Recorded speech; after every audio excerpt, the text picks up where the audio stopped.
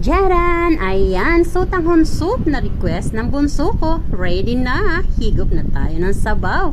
Ayan na. At craving satisfy ang aking bunsong si Panda Bear. Ayan, Kid Moy Luna. Ready your soup. Let's nyam nyam na. Ayan, luto tayong masarap na sutanghon. Wow! Ayan. At ilagay na natin ang ating pichay. Yes. And then, ilagay na natin yung ating shrimp.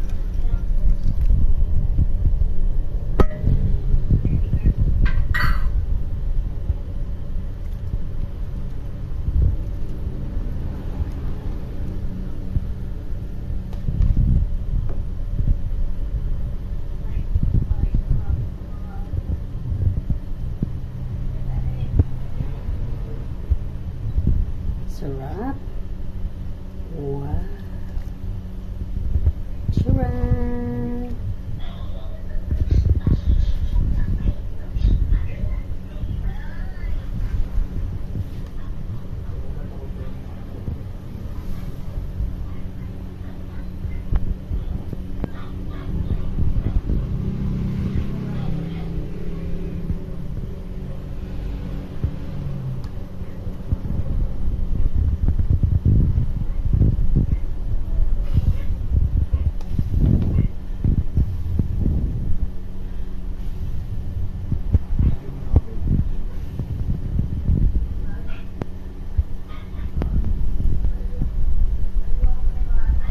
Look at that. Delicious.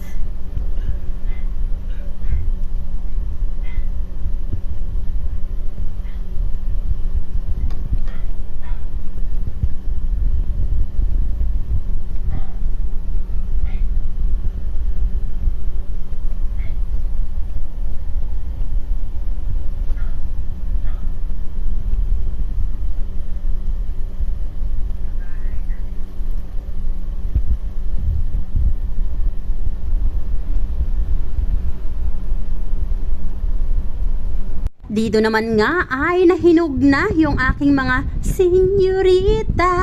O diba? Ayan. Ready to nyam-nyam na nga rin yan. Ayan.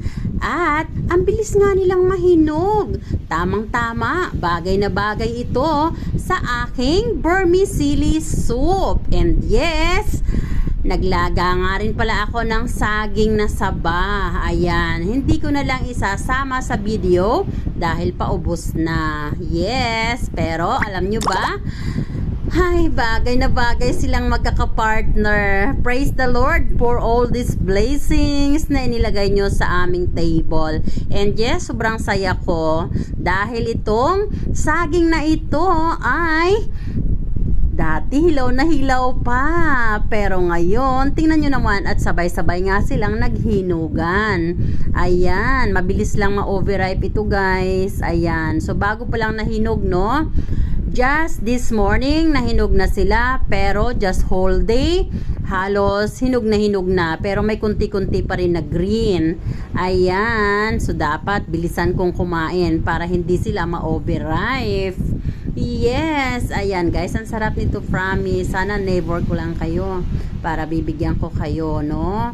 So lahat na mga neighbor kong hindi maarte, mga hindi reklamador, mababait sa akin, ano man ang meron ako, aambunan ko sila, promise. Pero pag maarte ka, yung tipong binigyan na nga kita, sasabihin mo, nabubulok lang yung pagkain na binibigay ko sa'yo, bakit kita bibigyan, diba? Thanks for watching.